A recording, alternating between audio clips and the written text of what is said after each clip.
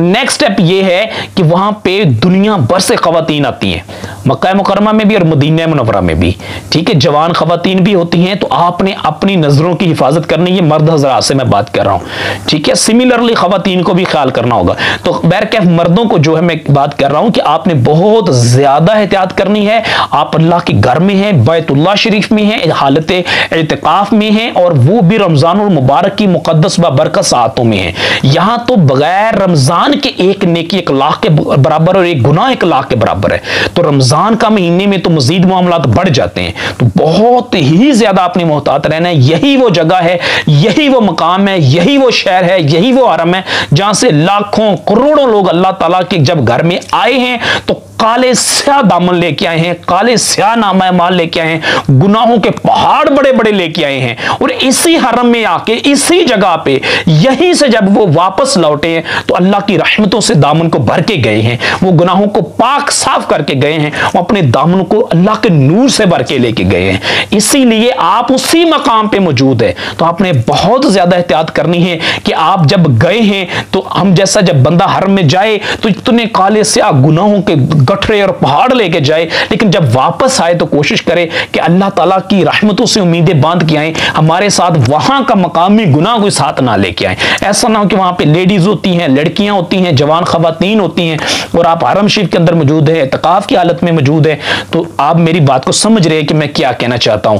इसलिए अपनी निगाहों की, अपने दिमाग की, अपनी सोच की, इन सारी चीजों की आपने वहां पे हिफाजत करनी है और लाजमी करनी है। जितना आपका ताल्लुक अल्लाह से स्ट्रांग होगा, जितना आपका ताल्लुक अल्लाह ताला के साथ मुसलसल होगा और जितना आप अल्लाह ताला से मांगेंगे, तड़पेंगे, रोएंगे, दुआएं करेंगे, उतना ही आपके हक में बेहतर होना है, ठीक है। आप कोशिश करें कि आपका इतना वक्त ही ना हो कि इधर उधर के मामलात में, लोगों के साथ गपशप में, महफिलों में, सियासत की बातों में ना। ये वक्त बार बार, ये लम्हे बार बार नसीब नहीं होते। जो इधर लोग जो आपके ममालिक में लोग बैठे हुए हैं, जो इधर लोग बैठे हुए हैं, उनसे पूछें।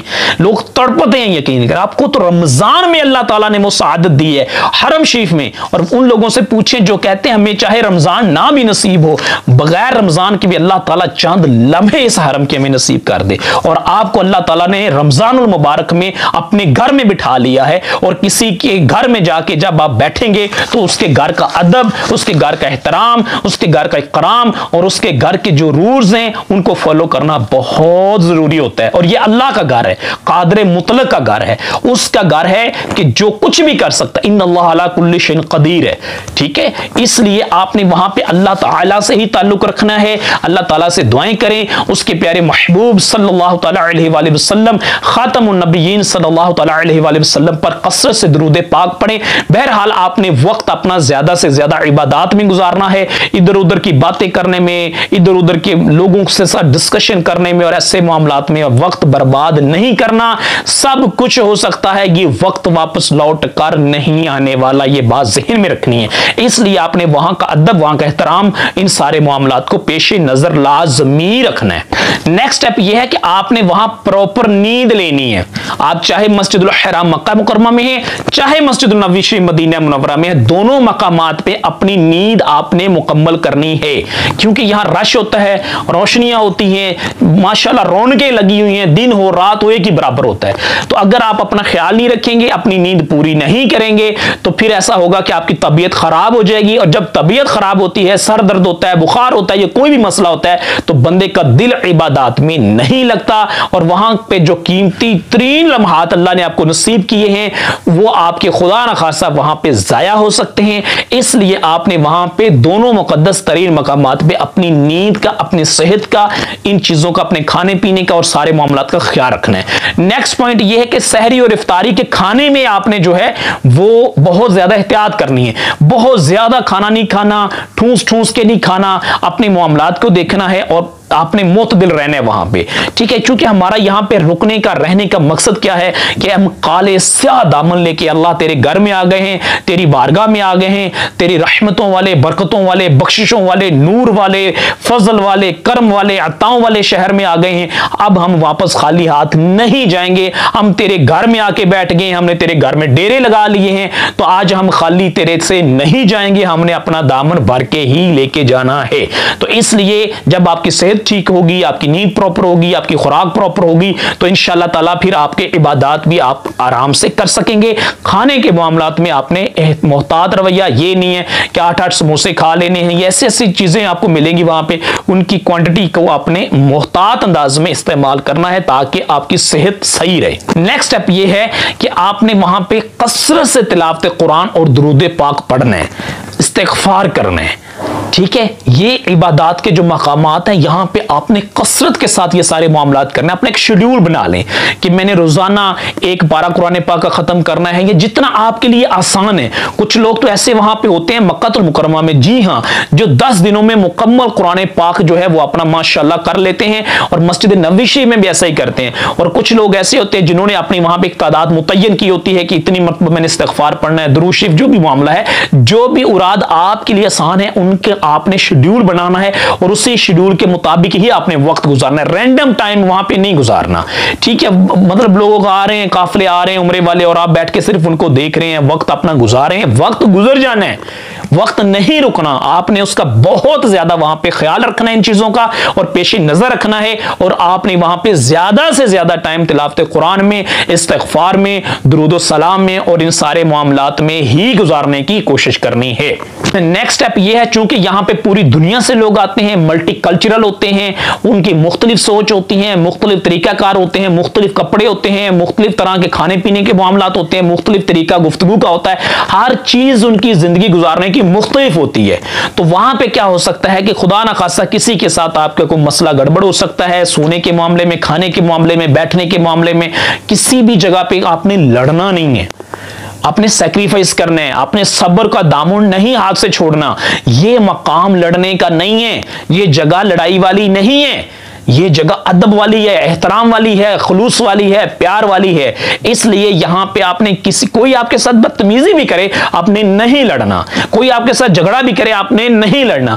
कोई आपको बहुत ज्यादा फर्ज करे, तंग कर रहा है, तो आप जाके इंतजामिया को बता दें कि ये फलां जगह पे जो है मेरी सीट है, तो काइंडली इसको किसी दूसरी जगह पे शिफ्ट कर दें।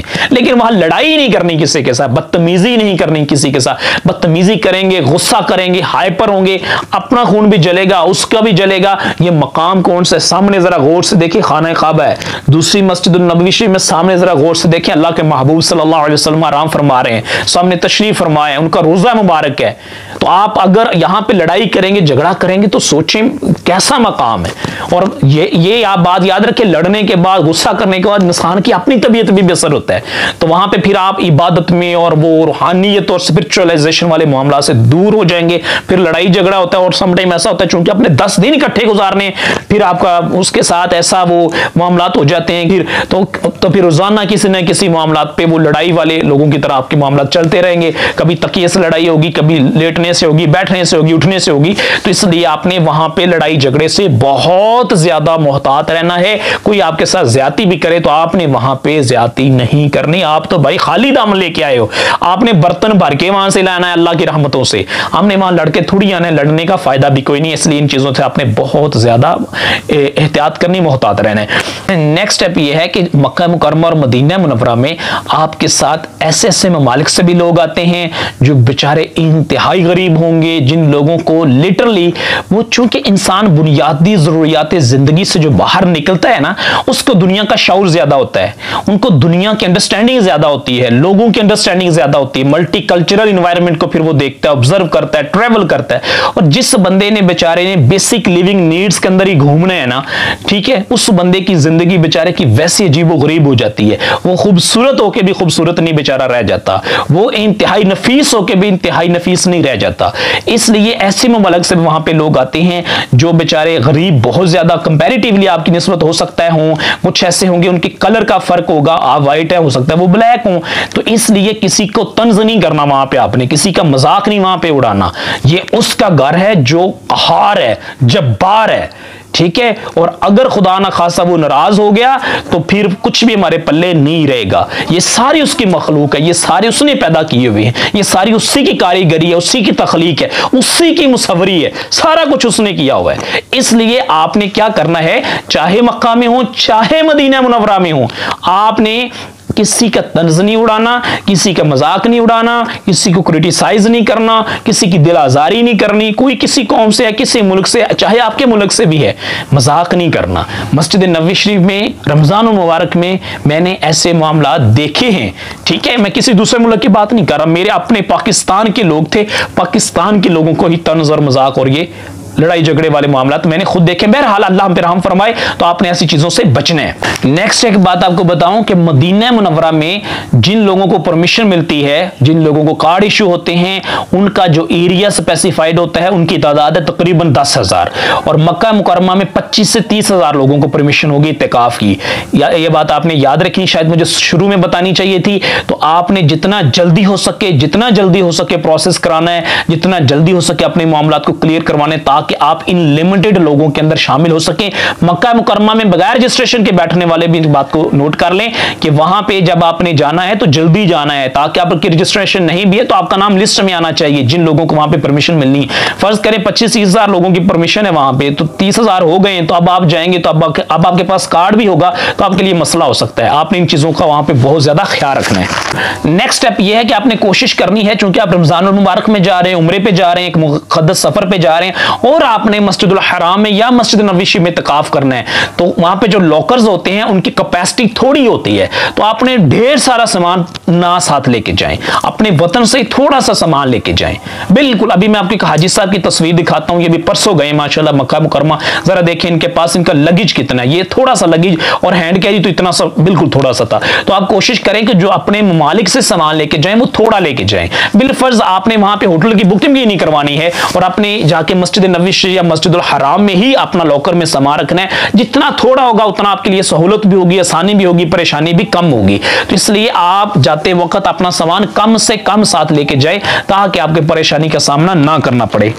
नेक्स्ट ये है कि एक हाजी साहब ने ये बात लिखी हुई थी, एक वेबसाइट पे मैंने रात को पढ़ी है कि उन्होंने अपना सामान इत्तिकाफ के दौरान किसी होटल पे दिया, होटल वाले ने 40-45 डिग्री पे धूप में छत में रख दिया, उसके अंदर उसकी खजूरें भी थी। तो जब वो वापस आया था तो उसकी शक्ल ही बैग की ही सारी बिगड़ चुकी थी। 40 से 42-43 टेंपरेचर होता है वहां पे, तो इतनी हाई डिग्री पे जाहिर बात है वो सब कुछ मेल्ट हो गया और उसका बैग भी सारा तबाह हो गया। तो आपने किसी जिम्मेदार बंदे को अपना सामान दे के आना है। अगर आपने होटल में रखना है तो कोशिश करें फ्री में ना रखें, थोड़े पैसे दे दें उसे, क्योंकि भाई प्रॉपर किसी जगह पे रखना है, लॉक करके रखना है और देखें खुद कंफर्म करके लॉक करवा के ही आए, ज्यादा बेहतर है। ठीक है, किसी गैर जिम्मेदार को अपना कीमती सामान हर गिज मत दे के आए, वो इस तरह आपका नुकसान कर सकता है। नेक्स्ट स्टेप ये है कि इत्तिकाफ के दौरान आपने अपने मोबाइल पे और पावर बैंक पे नजर रखनी है। जैसे ही आपका पावर बैंक जो है वो डेड की तरफ बढ़े, डेड लेवल की तरफ जाना शुरू हो, आपने अपने जानने वाले मक्का मुकरमा में जो मैंने आपको पहले बताया कोई एक आध बंदा होना चाहिए, उसको कॉल करनी है और उसको पावर बैंक दे देना है ताकि वो चार्ज फुल करके लाके आपको दे। ठीक है, जब आप खुद यहां पे पड़ जाएंगे मोबाइल चार्जिंग में या पावर बैंक चार्जिंग पे लगा देंगे तो आपका टाइम बड़ा जाया होना, याद रखिएगा। अपने टाइम को बताना है, 4 घंटे आपके वहां पे पावर की चार्जिंग मोबाइल चार्जिंग में लग जाएंगे। ऐसा खुद ना करें, किसी को बुला के दे दें, वो होटल से करके लाके आपको दे देगा, आपका टाइम भी बचेगा और आप आसानी से इबादत भी कर सकेंगे। इन बातों का आपने वहां पे ख्याल रखना है। नेक्स्ट स्टेप ये है कि जैसे